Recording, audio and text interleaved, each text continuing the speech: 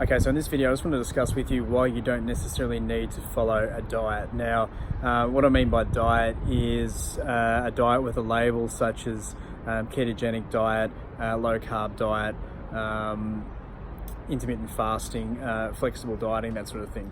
Okay, so far we've established that in order to lose weight you need to be expending more calories than what you're consuming.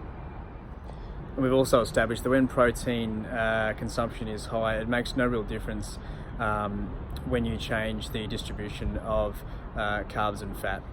And we also know that protein and fiber have more of a satiating effect, so they're more filling, and they also have a high thermogenic effect, which means the digestion of protein and fiber burns more calories.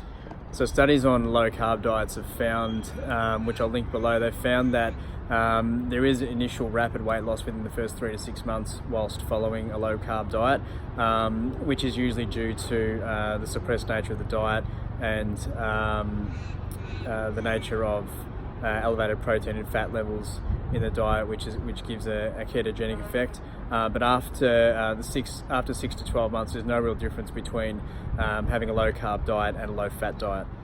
So as I've mentioned in earlier videos, studies have shown that you can still achieve weight loss even while you're following a high carb diet, up to 70% in carbs, as long as you are still in a calorie deficit. So as long as your total daily calorie intake is lower than your total daily energy expenditure, you'll still be able to achieve weight loss even with a high carb diet. So at the moment, the flavour of the month is definitely a ketogenic diet, and also previously was a paleo diet.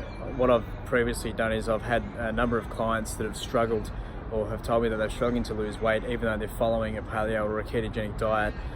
They've given me their food diaries. The food diaries all look fairly clean and straightforward. However, once I've done the calories and the macro breakdowns, their fat intake far exceeded their daily calorie intake. So I can give you one example. I had a client who was following a paleo diet and her daily fat intake was 1,500 calories, which was in itself basically her break-even point, and then she still had protein and carbs to follow after that. So you do need to, regardless of whatever diet you're following, you do need to track your calorie intake.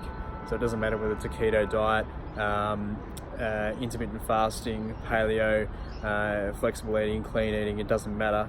The main thing you do need to do is track your calorie intake. So my advice is you don't need to really follow any particular diet with a name.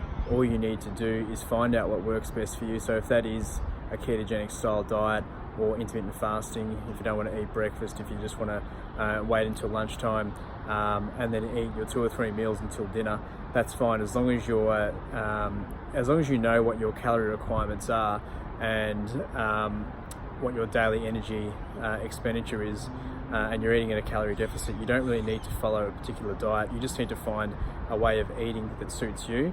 Make sure your protein and fiber is high, and then you can still include, as I said in earlier videos, you can still include cheat meals, stuff like that, as long as you're in a calorie deficit and you know the amount of calories that you should be consuming each day.